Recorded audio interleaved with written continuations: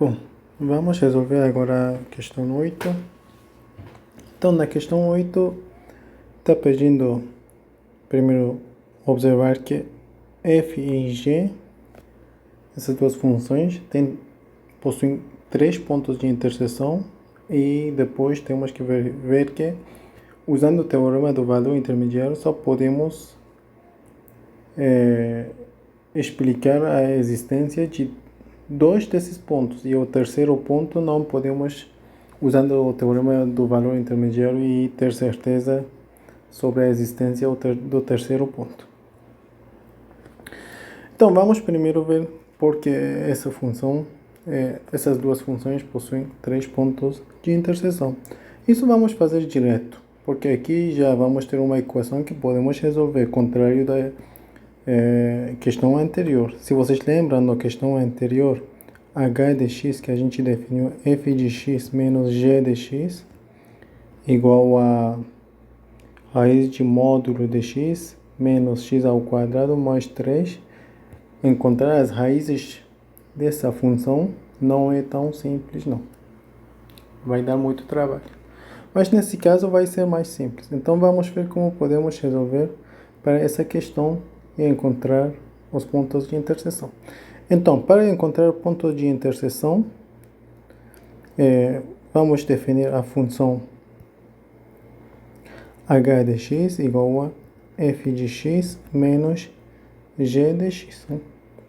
Isso implica h de x vai ser igual a quê? Raiz de módulo de x menos x ao quadrado, certo? Então, digamos que vimos que x0 e y0 é um ponto de interseção de f e g. Se e somente se, o que acontece? F de x0 seja igual a g de x0, e isso acontece, é equivalente a dizer f de x0 menos g de x0 seja 0, e isso acontece se h de x0 seja igual a 0, certo? Então basta encontrar as raízes da função h de x. Então vamos resolver a equação h de x igual a 0. E isso vai dar quê? Raiz de módulo de x menos x ao quadrado igual a 0. Essa questão poderia ser resolvida levar x ao quadrado ao outro lado, depois usar o quadrado, ou aqui diretamente fazer, digamos, fatorizar raiz de módulo de x. Tanto faz, não? Vou levar x ao quadrado para o outro lado. Então, raiz de módulo de x igual a x ao quadrado. E isso vale. Agora vamos usar o quadrado de dois lados, ou seja, esses dois são iguais se raiz de módulo de x ao quadrado seja x ao quadrado, e isso é equivalente a dizer módulo de x igual a x4, certo? E agora x4 é a mesma coisa que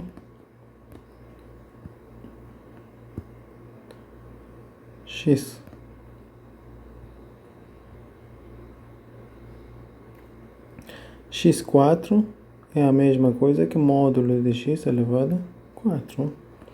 Então, aqui na verdade, a gente poderia escrever isso igual a módulo de x elevado a 4. Agora, levar módulo de x para o outro lado, vamos ter módulo de x elevado a 4 menos módulo de x igual a 0. E isso vale se e somente se. Vamos fatorizar módulo de x. se somente se módulo de x cúbico menos 1 seja igual a módulo de x ao cubo menos 1 seja igual a 0. E isso vale se somente se módulo de x é 0 ou módulo de x ao cubo é 1. E isso vale se somente se x é 0 ou módulo de x é 1. E isso vale se somente se, isso é equivalente a dizer x é 0 ou x é mais ou menos. Então já temos 3 pontos. Ou seja, os 3 pontos são menos 1. Olha, nós temos, lembrem, não? F de x é que raiz de módulo de x e g de x é x ao quadrado, certo? Então, menos 1, se substituir menos 1 aqui, daria a raiz de menos, módulo de menos 1, que é a raiz de 1, que daria 1. Daqui também a gente encontraria 1.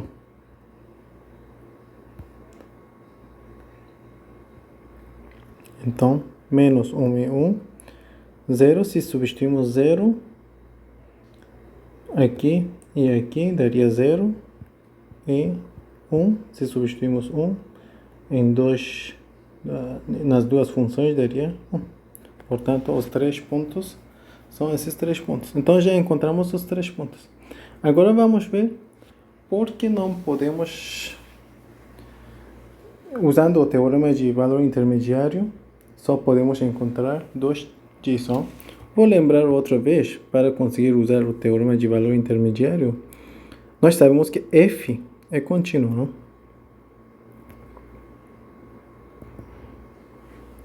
F é contínuo, é que módulo de x é contínuo, então raiz de módulo de x vai ser que? Contínuo, então f é contínuo. E g também é contínuo. Então, esses dois implicam h de x, que é f de x, menos g de x, é contínuo. Olha, na questão anterior, não sei se eu, acho que não frisei esse, que h de x, lá também f e g eram funções contínuas. Para conseguir usar o teorema do valor intermediário, temos que primeiro comentar que essas funções são contínuas. Bom, então h é contínua e pelo teorema nós, pela observação que eu já tinha dito na questão anterior, se h de a vezes h de b fosse menor que 0, estamos supondo que a é menor que b. Então, h possui pelo menos, olha, a parte importante é isso aqui. Possui pelo menos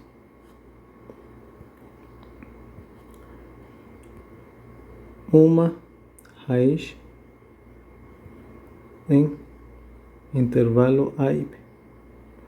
Ok? Então já a ideia é que dizer que usando esse fato que vem do teorema de valor intermediário, não podemos conseguir demonstrar a existência dos 3 pontos. Então vamos analisar a função melhor, não? A função h, para conseguir chegar a esse ponto. Então, se x é maior ou igual a menos 1, menor ou igual que 1, Isso é equivalente a dizer que módulo de x é menor ou igual que 1. E se módulo de x é menor ou igual que 1, vamos multiplicar isso por módulo de x, que é um número positivo. Se multiplicamos, não vai mudar a direção ou o sentido das desigualdades. Então, daria módulo de x vezes módulo de x, daria módulo de x ao quadrado menor ou igual que mais módulo de x ao quadrado é a mesma coisa que x ao quadrado, porque são não negativos. Então, isso implicaria que... desculpa, aqui eu deveria escrever multipliquei módulo de x. Então, módulo de x ao quadrado é menor ou igual que módulo de x. Então, desde que módulo de x ao quadrado é a mesma coisa que módulo de x, então isso implicaria, isso seria equivalente a dizer que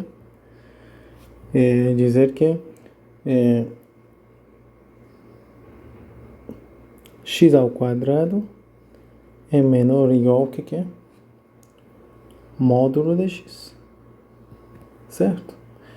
Então, se x, pessoal, prestem atenção, nós começamos com esse fato aqui, x entre menos 1 e 1, chegamos ao fato que módulo de x ao quadrado é menor ou igual que módulo de x. Eu vou chamar isso aqui 1, ok? E vou ainda usar outro, continuar mais um passo. Agora vou aplicar a raiz quadrada. Se temos dois números positivos, um é menor que o outro, raiz de um é menor que a raiz de outro, ou seja, raiz de x ao quadrado vai ser menor ou igual que a raiz de módulo de x. E isso implica que isso é equivalente. Nós sabemos que a raiz de x ao quadrado é módulo de x. Então, isso quer dizer módulo de x vai ser menor ou igual que raiz de módulo de x. Agora, vou chamar isso 2.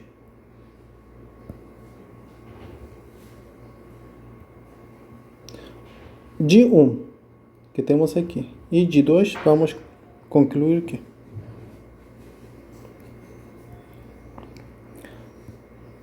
de 1 e 2, vamos concluir.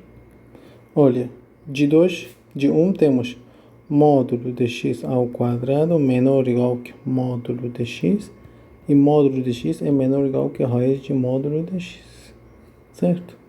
E isso implicaria que isso é o equivalente a dizer que módulo de x ao quadrado é menor ou igual que a raiz de módulo de x. Ou seja,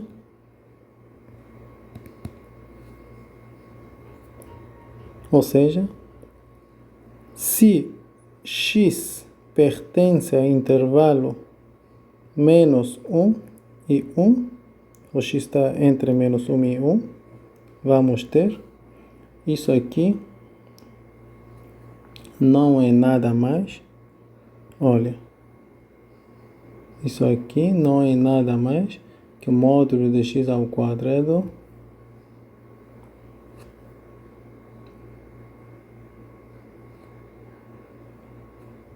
não é que a raiz de módulo de x menos módulo de x ao quadrado maior ou igual que zero. Ou seja, essa parte aqui é h de x. Então, se x pertence a menos 1 e 1, vamos ter que h de x maior ou igual que zero. Certo? Então, temos um fato aqui, vou chamar isso de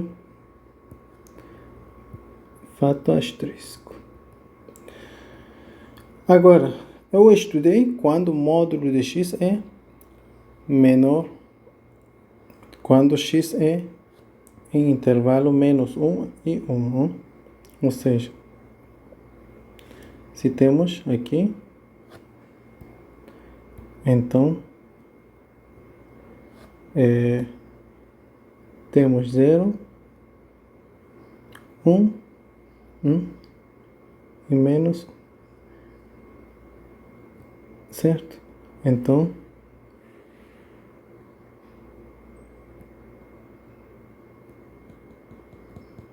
nesse intervalo aqui, h de x é maior ou igual que 0. Agora vamos estudar esses dois lados, ou seja, se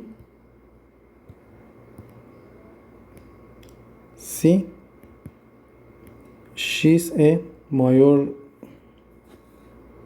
menor ou igual que menos 1 ou x maior ou igual que 1. E isso não é nada mais que...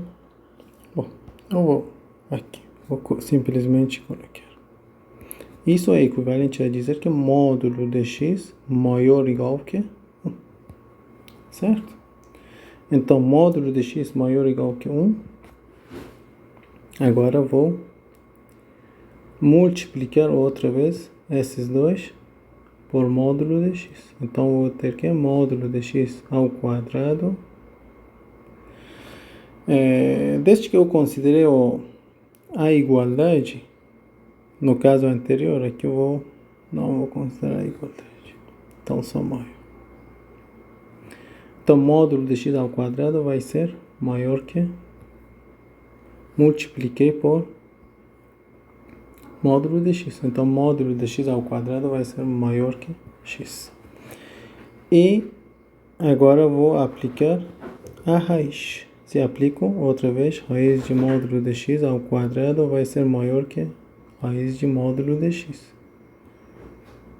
E isso vai ser equivalente aqui.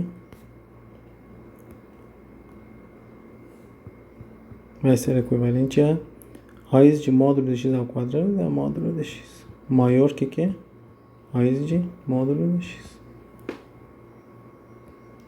Então, se eu chamo isso outra vez,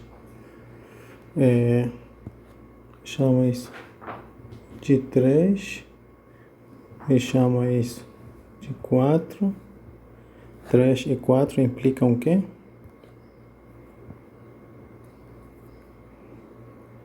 3 e 4 implicam, olha, módulo de x ao quadrado é maior que módulo de x e isso é maior que raiz de módulo de x.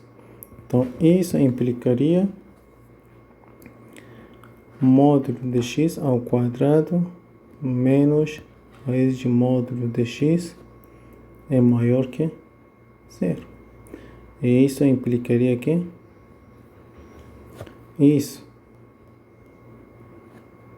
Bom, deixa eu... Módulo de x ao quadrado maior que a raiz de módulo de x. E isso implicaria raiz de módulo de x. Levar isso para o outro lado daria menos módulo de x ao quadrado menor que 0. E isso não é nada mais que h de x menor que 0. Olha, desde que x, módulo de x é maior que 1. Aqui, começamos com isso aqui. Ou seja, com isso aqui. Então, módulo de x tem que ser maior que 1. Então, quando o módulo de x... Então, se x é maior que... Se x é menor que menos 1, ou x é maior que 1, então h de x é negativo. Então, isso é outra relação que a gente conseguiu. Então, vou chamar isso 2 asteriscos. Então, vamos completar nosso gráfico, nosso desenho aqui, o que a gente teve lá em cima. Então, tenho 0, menos 1, 1.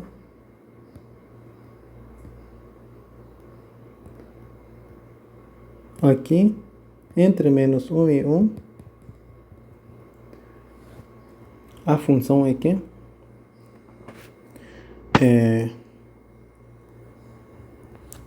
aqui h de x, bom, deixa eu escrever com o mesmo preto. Aqui h de x é maior ou igual que 0 e eu vou desenhar o outro com cor laranja. E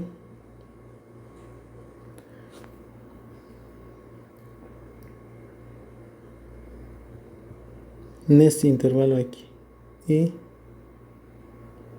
nesse intervalo aqui, h de x é menor que 0, ou seja, é negativo. Agora, se nós temos um intervalo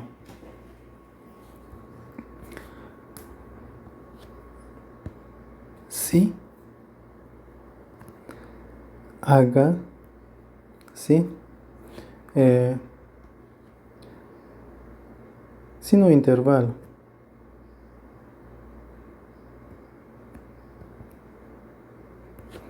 melhor assim,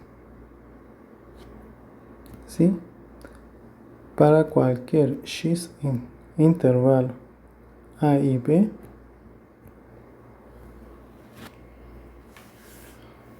não, desculpa, se A é menor que B e temos se A é menor que B e temos H de A vezes H de B menor que 0, então quais serão as possibilidades? H de A e H de B, se fossem H de A vezes H de B se fossem menor que 0, então um tem que ser positivo, o outro tem que ser negativo. Portanto, preste atenção, nós supomos que A é menor que B. Então, se ou acontece essa possibilidade, H de A negativo e H de B positivo. Então, se H de A é negativo, A não pode ser aqui, não. Se A fosse aqui, B tem que ser maior. Então, os dois seriam sempre que H seria negativo nesses. E então, não vamos ter esse caso, não. Então, a única possibilidade seria que A pertencesse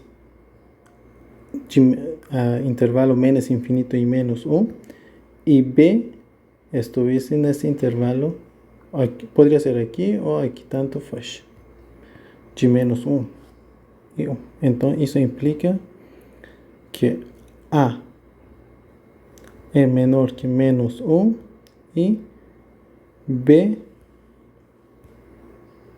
vou escrever de forma de intervalos melhor.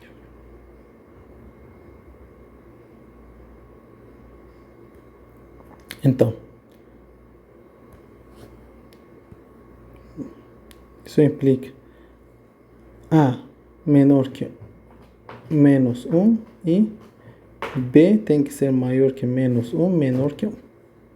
Certo? B não poderia ser maior que 1 porque daria que negativo.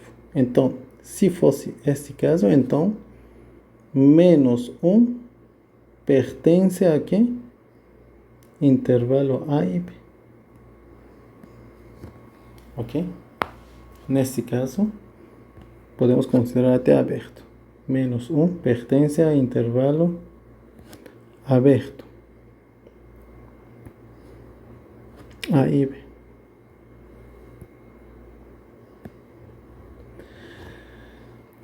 E se acontece outro caso,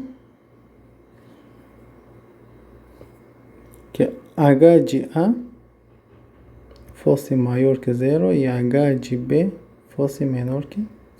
Isso implica que h de A tem que ser maior que zero. Então, A tem que estar... Agora, nosso A tem que estar aqui. Ou aqui, tanto faz. Né? E B tem que estar aqui. Porque h de B é menor que zero. Né? Então, A está aqui e B está aqui. Então, isso é a única possibilidade. Então, A tem que ser maior que menos 1, menor que 1, e B tem que ser maior que... E isso quer dizer que sempre 1 fica entre A e B. No anterior, menos 1 que ficaria entre A e B, mas agora 1 fica entre A e B que temos aqui. Ou seja, isso implica 1. Então, chegamos a que se h de A, resumindo, vamos aqui, resumindo,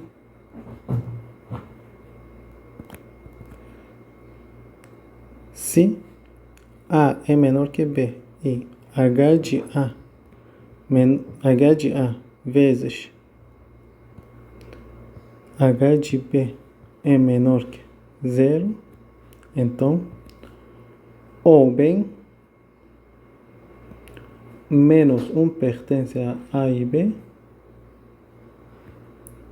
ou bem, 1 pertence ao... Certo? E o teorema, e nós sabemos que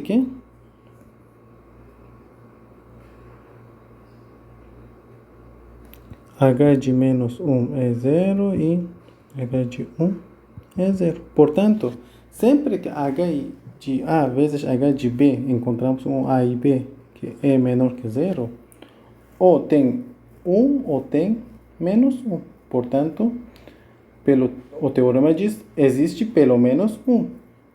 Então já temos o menos 1 ou 1. Não podemos determinar a existência de zero. Mesmo que, por exemplo, se A fosse aqui e B fosse aqui, temos 0 e 1, os dois juntos. Mas o teorema diz que nós sabemos só de existência de 1, que poderia ser 0 e 1. Então não podemos ter certeza da existência do terceiro. Então dessa forma, ou se A fosse aqui e B fosse aqui, então outra vez já temos 0 e temos menos 1. Mas o teorema diz, sabemos a existência pelo menos 1, que seria menos 1, que sempre temos certeza que está nesse intervalo. Então, portanto, o teorema de valor intermediário não garante a existência do terceiro ponto.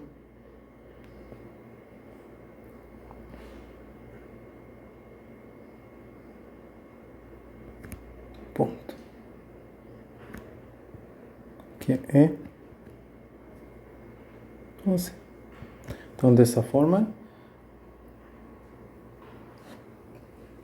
pois, o teorema de valor intermediário diz: existe pelo menos uma raiz de h em intervalo A e B, que poderia ser menos 1 ou... Então, não temos certeza sobre zero pelo desenho que aqui a gente explicou. Ok.